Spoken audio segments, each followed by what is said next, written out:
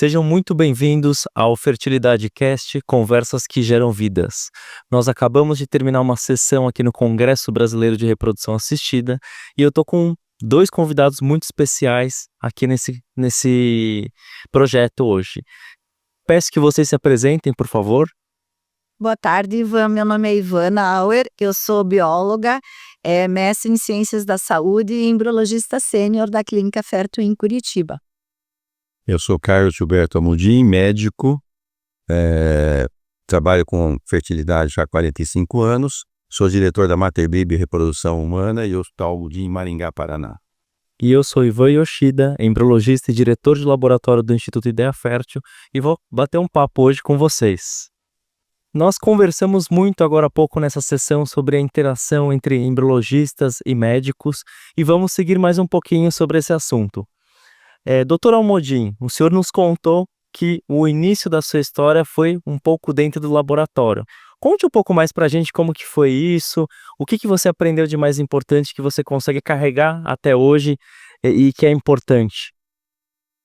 Bom, o início sempre foi muito difícil para todo mundo que foi pioneiro, né? Foi uma história muito difícil. Quando nasceu Louis Brown, na realidade, saiu uma reportagem no Fantástico que causou um impacto enorme em todo mundo que estavam assistindo. Eu era médico, ginecologista e obstetra, trabalhando numa cidade muito pequena do interior do Paraná, e quando eu vi aquilo ali, eu me apaixonei por aquilo ali, e eu falei, eu vou fazer isso, né?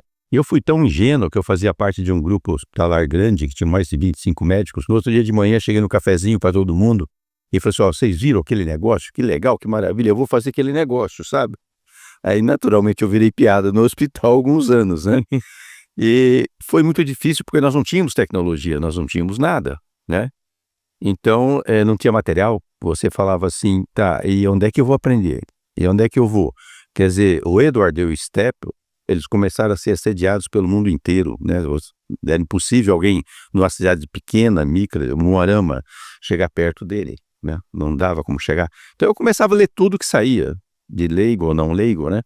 E eu vi que tinha alguns pontos que eram muito importantes. E eu comecei a perceber muito claramente que a Joy, que era enfermeira, que na realidade ela fazia um papel de enfermeira, embriologista e de tudo, né? E eu falei, essa mulher é que é a chave do negócio dentro, né? Até que o Jones foi da Universidade de Virgínia e conseguiu, aí eu consegui entrar no Jones, né? Aí fiquei muito amigo do Jairo Garcia, que era o braço direito do Jones, né? E eu fui para lá, eles me receberam muito bem, e aí eu vi que o segredo era o laboratório. Eu falei assim, porque induzir ovulação e transferir, isso é uma coisa que não vai ser muito difícil aprender, né? Agora, eu ficava só com o Jairo colhendo o óvulo. Eles colocavam o óvulo no tubinho de ensaio, saía, entrava numa sala, e ninguém mais via o óvulo, né? E eu falei, eu quero ir atrás do óvulo, né? Como é que eu vou atrás do óvulo? Eu falei com o Jairo, eu não posso ir. Ele falou, não, é outro departamento, quem manda é a nossa, Linda, que era um embriologista famosíssimo. Ele falou, mas eu vou falar com ela, se ela deixar você entrar lá, né? Ela me deixou entrar. E eu achei aquilo maravilhoso, né? Ela falou, só fica no cantinho, não faz nada. Depois você pode perguntar o que você quiser. Aí eu fiquei no cantinho, né? E fiquei olhando. Falei, tem uma placa, então, mas tem um meio de cultura, caramba, tem não sei o quê. Fiquei olhando esse negócio, mas a mágica tá aqui, né? E depois terminou tudo e tal. Ela foi muito gentil comigo, me chamou para ir para a cafeteria, né? E eu falei, olha, eu quero fazer esse negócio, né? E onde é que eu acho essas coisas?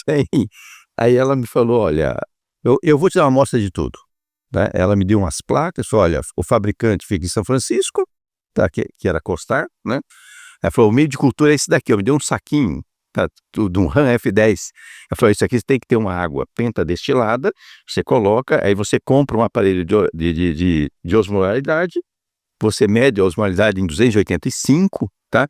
E daí, porque isso aqui vai dar o pH, e já falou para mim, né, que é importante o pH, a temperatura e a umidade. Bom, então, eu já sei que o segredo é esse. E vim com as minhas plaquinhas embora, né?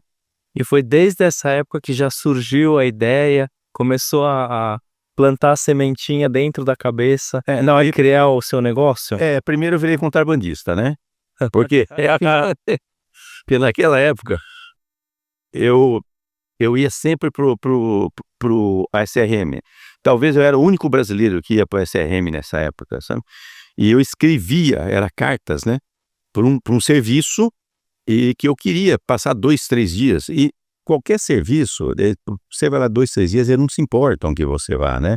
Então eu já ia para acostar, eu escrevia uma carta 2 meses antes para acostar, preciso de tanto de tubo, tanto de placa, tanto não sei o quê, e levava o dinheiro na cueca, literalmente, tá?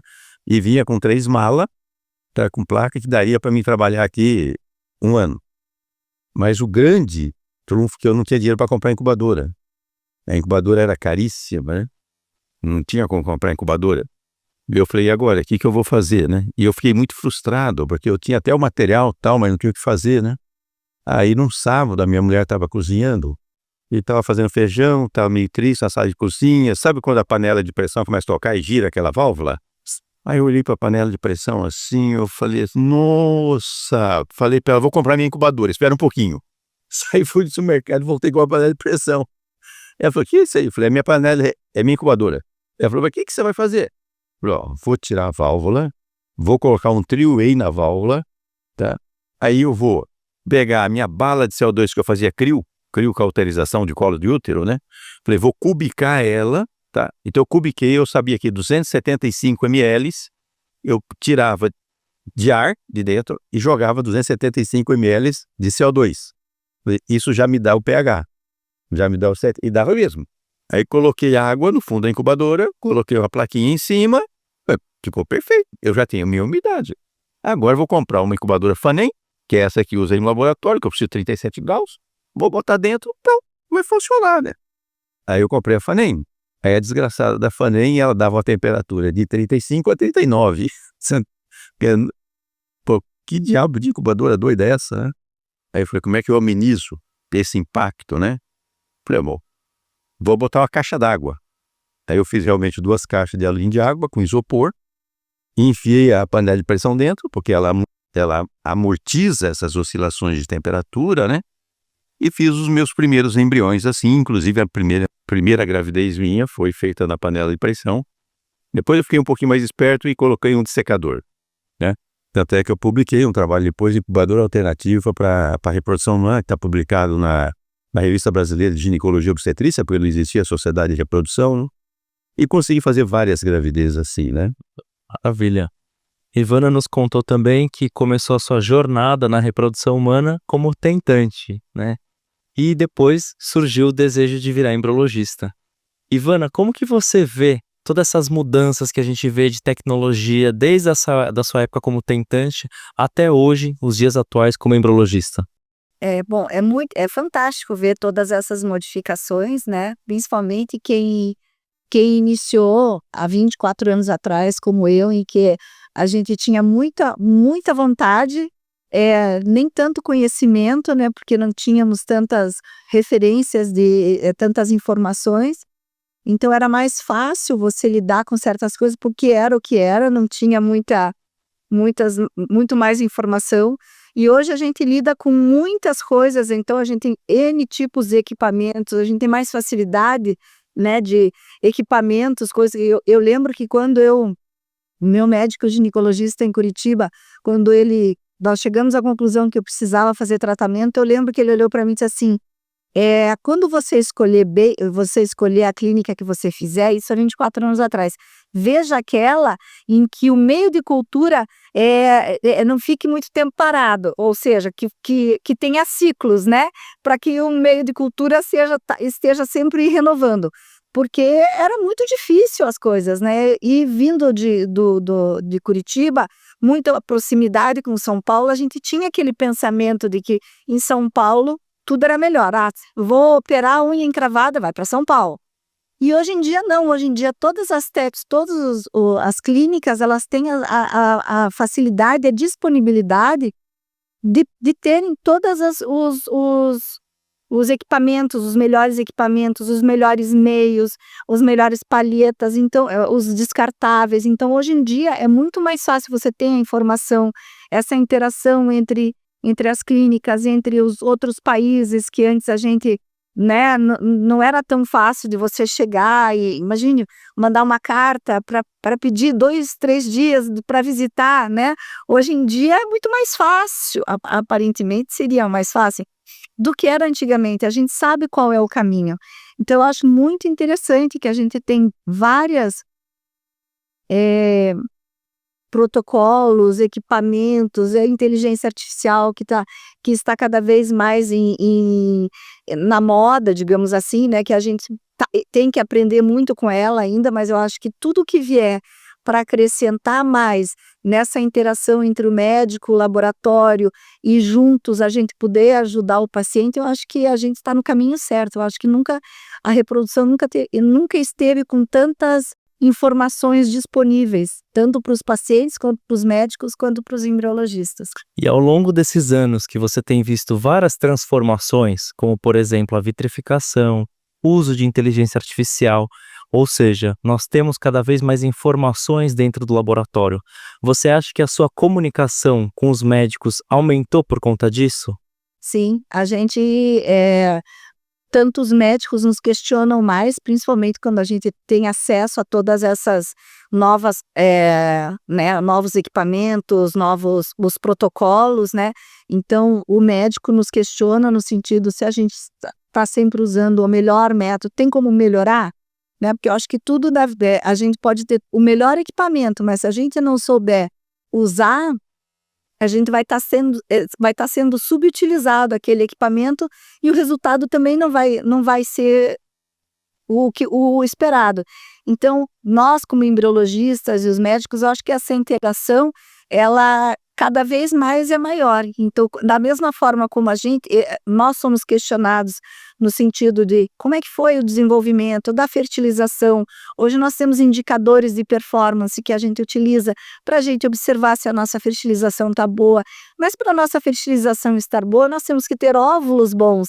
Então, nós precisamos que o médico nos entregue os óvulos bons, que a paciente... Então, tudo é uma interação. Então, eu acho que a gente é mais cobrado, mas acho que tanto o médico quanto o embriologista, ele deveria tentar utilizar da melhor forma possível toda a informação que ele tem para a melhoria do seu trabalho, da sua clínica.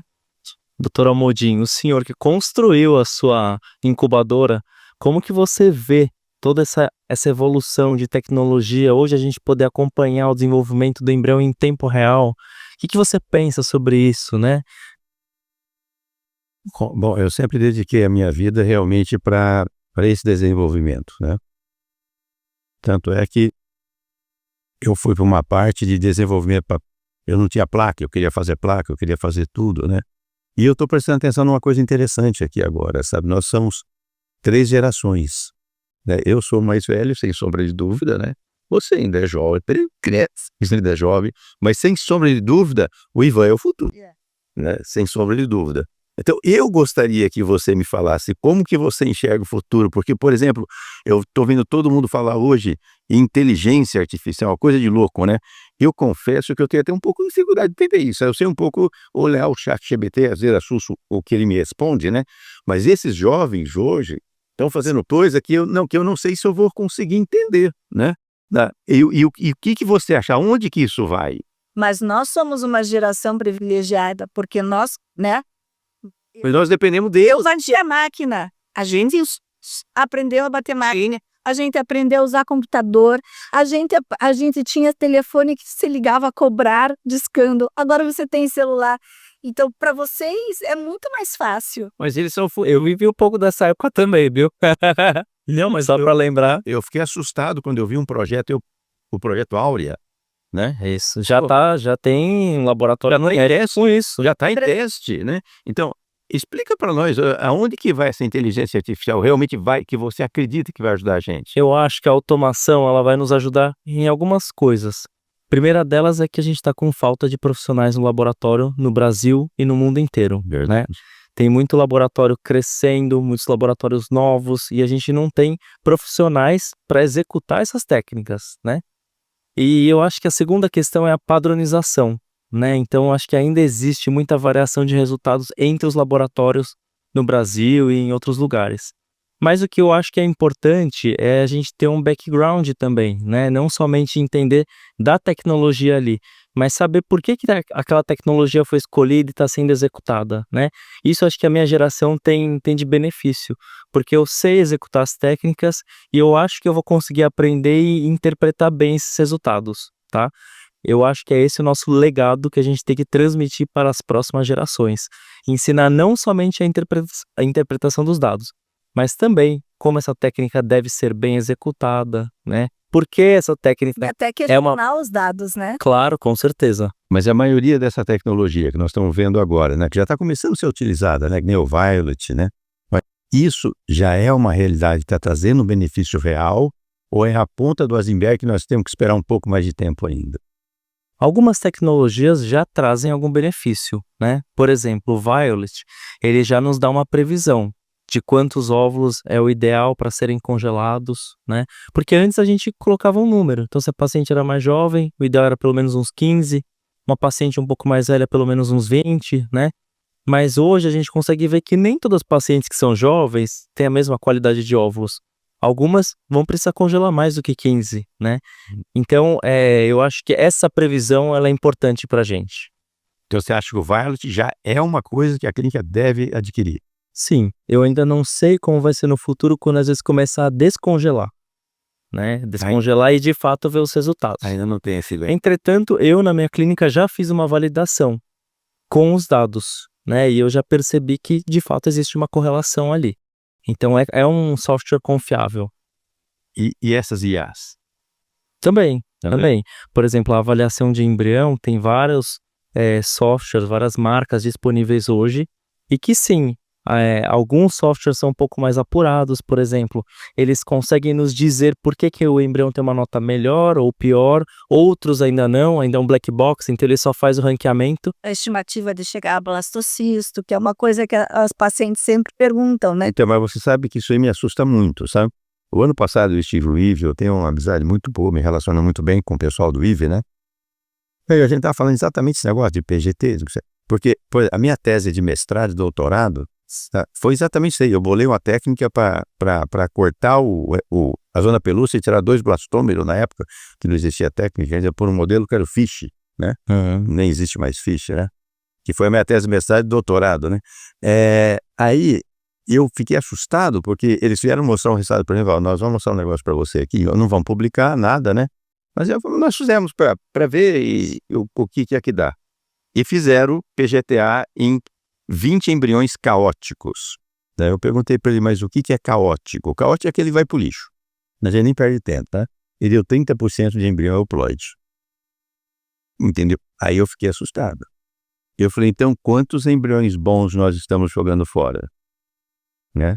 Então você resolve, aí você vai fazer um PGTA, tá? Nós vamos fazer em todos os blastocistos.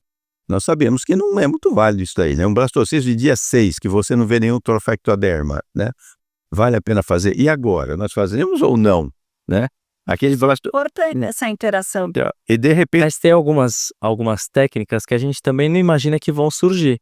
Por exemplo, quando que lá atrás a gente imaginaria que um embrião fertilizado com 3PN poderia ser euploide diploide, né? Exatamente. Por quantos anos e quantos embriões nós descartamos? Porque eram 3 vezes. Exatamente. Agora, veja bem, eu fiz 32, 34 anos, né, de reprodução, não eu, metade do mundo, né, todos, sem nunca ter feito nenhum tipo de exame genético em embrião nenhum. E nós passávamos tudo, tá? E passava 8 embriões, 8, depois a gente baixou para 6, até que eu tive um quadrigêmeo, foi uma loucura, e foi baixando, né? Até que hoje nós chegamos em 2, né? E se nós vermos a taxa estatística das mulheres que engravidaram normalmente e das mulheres que engravidaram por fertilização in vitro, a taxa de malformação é praticamente a mesma. A taxa de aborto, não. A taxa de aborto realmente é muito grande. Então, o PGTA realmente diminui a taxa de aborto, sem sombra de dúvida, né? E a experiência da paciente. E a experiência, né? Mas nós ficamos em umas situações muito ruins. Eu, pelo menos, que eu tenho um respeito muito grande por ele, eu nunca descartei o embrião. Né? Tanto é que para nós, no nosso serviço, é prerrogativa. A paciente assinar um termo de consentimento que o embrião abandonado, ela está me autorizando a doar. Tanto é que eu doei, a primeira doação de embrião que eu fiz foi em 1986. Né? Eu não destruí embrião em hipótese alguma. Isso é por convicção moral, religiosa, que não é para convencer ninguém, mas é minha. Né? Agora você pega um blastocisto, D6, então vamos fazer PGTA. Um trofactoderma e não tem quase nada. É óbvio que você vai biopsiar aquilo ali e de repente vai vir um resultado lá, material insuficiente. E daí o que você faz? Você vai rebiopsiar esse embrião? Provavelmente. E você teve resultado positivo já com rebiópsia? Já. E já teve gestação? Já nascido também. Poxa, De D6 e D7 também. eu ainda não tive. Eu acho que essas tecnologias, a gente sempre tem que, e isso é uma coisa que o médico, né, ele vai sempre passar para o paciente, mas hoje em dia as pacientes mudaram muito. Quando eu fui paciente, aquilo que o embriologista me dizia, fertilizaram, Ivana, coletamos 8 óvulos, fertilizaram 6. Tá bom. Não haviam tantos questionamentos, né? Eu não perguntava mais nada. Tá bom. Mas hoje você beijou o dia 3, né? Ivana, hoje nós vamos transferir, dos seus 6 fertilizados, tem 2 com 4 células e 4 com 6 células. Vamos transferir os 4? Como? Hoje em dia, as pacientes, elas querem mais informação. E elas têm mais acesso à informação. Você é um privilegiado. E a gente nós somos muito mais questionados, tanto nós, embriologistas, como médicos, pelas pacientes. Com certeza, sem dúvida. Doutora Modini, como é a sua relação com a embriologia? Como você começou também dentro do laboratório, imagino que o senhor goste de interar mais com os casos, né? Gosto. Eu estou dentro do laboratório praticamente todos os dias, né? E as embriologistas, tanto é que eu tenho mais relacionamento, acho, com as embriologistas do que com os médicos, né? Quando foi para fundar o Pronúcleo, eu fui um dos fundadores, né? O senhor contou que a sua embriologista está há 45 anos com o senhor. Sim, né? Ela era bioquímica, né? Aí eu a contratei e eu que mostrei para ela o que era um óvulo, como é que limpava. Depois foi evoluindo naturalmente. Aí eu fiz uma grande amizade com o Paulo Serafim lá em Los Angeles ainda, né? E o Paulo Serafim tinha 2 embriologistas maravilhosos, que eram um chinês e um coreano, que era o Tio Quan. Eu trouxe eles para o Brasil, tá? E eles que fizeram o treinamento da Vânia em Maringá. Assim, 2 pessoas maravilhosas, né? E aí realmente a gente começou a entrar. Lógico que daí eu não fui aprofundando no coisa, mas eu sempre acompanho de perto. E a Vânia me ajudou, por exemplo, os meios de culturas que a Engamed desenvolveu, chama meio GV. Por que chama GV? Que é Gilberto e Vânia. É o legal. É o meio dela, né? Então, a Vânia, inclusive, ela é uma pesquisadora incrível, né? Então, praticamente a maioria das coisas que nós desenvolvemos, o kit de fragmentação que nós desenvolvemos agora, né? Foi o pessoal da Engamed com o cientista de farmácia e ela junto, né? Porque ela é professora de universidade, então ela sabe muito isso aí. Então, ela que ajuda a desenvolver tudo. Então eu tenho um respeito muito grande por ela e muitas vezes ela manda de mim, né? ela me questiona, né?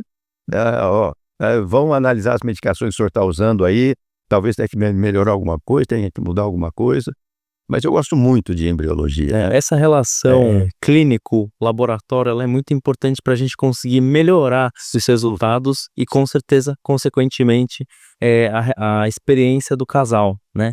Ivana, como que é a sua relação hoje com os clínicos que trabalham com você? Você tem uma relação em todos os ciclos, em alguns momentos? Como funciona isso lá? Normalmente a gente está sempre em contato, né? E esse contato ele vai aumentar conforme vão acontecendo os ciclos, né? Então, a partir da coleta, todos os dias a gente vai informando o médico, né, e a paciente sobre o que, né, a evolução do desenvolvimento embrionário, o que aconteceu, quantos eram maduros, tudo, e a gente vai conversando, principalmente quando existem algumas decisões que ainda ou não foram tomadas ou vão ser tomadas durante esses 5, 7 dias que a gente tem de desenvolvimento embrionário. E com relação à biópsia, olha, o paciente ainda está na dúvida, Ivana, como é que estão os óvulos? O que você acha? Foi para time-lapse? Então, o que a inteligência artificial está dizendo? Olha, ela está dizendo tal coisa, mas eu não estou tão convencida de que vai ser assim ou não. Está indo tudo bem. Então, a gente tem uma interação e é importante isso, porque existem particularidades que o médico sabe melhor do que nós, do casal.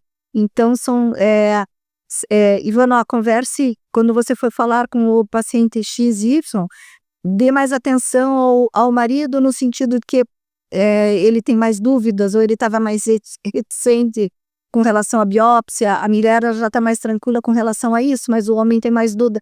Explique melhor o que vai acontecer, qual é o procedimento, qual é o protocolo. Então a gente tem essa interação e tem que ter, né? Com certeza. Como nós estamos nos minutos finais, eu queria que vocês resumissem então para mim a importância dessa triangulação, embriologista, paciente e médico, né? Qual a nossa função ali como embriologista nessa jornada da paciente? Bom, para mim, eu tenho um ponto de vista um pouco diferente, né? Porque eu me preocupo muito com a parte de desenvolvimento industrial, né? A empresa Ingamed, sem os embriologistas, ela não existiria. Então, é impossível, né? Porque sempre partiu dessa triangulação, né? Tanto é que nós estimulamos muitos embriologistas que eles tenham ideias interessantes e tragam para nós, né? Tanto é que nós desenvolvemos produtos para eles, né? Nós até temos produtos já de vários, só que eles ligam para a gente de vez em quando e falam assim: olha, eu tenho uma ideia boa aqui, não fale comigo, não fale. Eu vou te mandar um contrato de confidencialidade, que é para te proteger, não é a mim, tá? Depois que você assinar o contrato de confidencialidade, aí você me manda a ideia e nós vamos ver a viabilidade, se isso é possível ou não. Se for possível, inclusive nós fazemos parceria e desenvolvemos juntos, né? E tem vários. Então, se não houver essa interação, não tem jeito, né? Hoje nós temos várias clínicas no Brasil testando meios novos, né? Então, eu preciso deles o tempo todo, né? Porque senão você não consegue desenvolver. Se você vai desenvolver um produto e você precisa de um consumidor, você tem que entender o que esse consumidor precisa, né? E quem vai falar? É o embriologista, né? Então, isso é fundamental. Eu acho que essa interação ela é essencial para que o resultado, mesmo às vezes quando o resultado não é o que a paciente esperava e obviamente não é o que a gente esperava, né?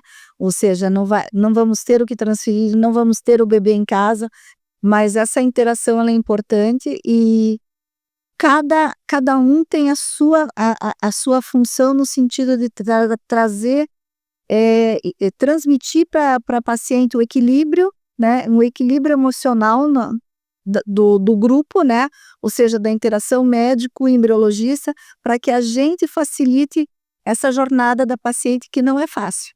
Eu, como vivi essa jornada, eu me identifico na maioria das vezes em todas elas, então eu sei o quanto é importante ela sentir que os dois, tanto o médico quanto o embriologista, eles estão procurando todas as alternativas para diminuir o estresse, a ansiedade, a decepção, a frustração e dar o melhor para eles. Então, eu acho que o equilíbrio emocional. Você tem que... E um só vai ter equilíbrio emocional se o outro também tiver e a comunicação. Eu acho que a comunicação é tudo. E você, o que você acha? Eu acho fundamental também, especialmente agora com essas novas gerações entrando, que falam muito pouco, mas escrevem muito, muito no digital. A gente tem mais que estimular que haja mesmo esse tipo de comunicação entre embriologista e médico, embriologista e paciente, né, essa triangulação ela é fundamental. Nós falamos muito sobre a medicina personalizada, sobre essas decisões baseadas em evidências, mas se a gente não tiver uma boa comunicação entre a equipe, nada disso vai ser o suficiente, nada disso vai funcionar. Então, agradeço a participação de vocês no Fertilidade Cast, conversas que geram vidas, e convido a todos a participarem dos próximos episódios. Muito obrigado. Obrigado. Obrigada. Obrigado.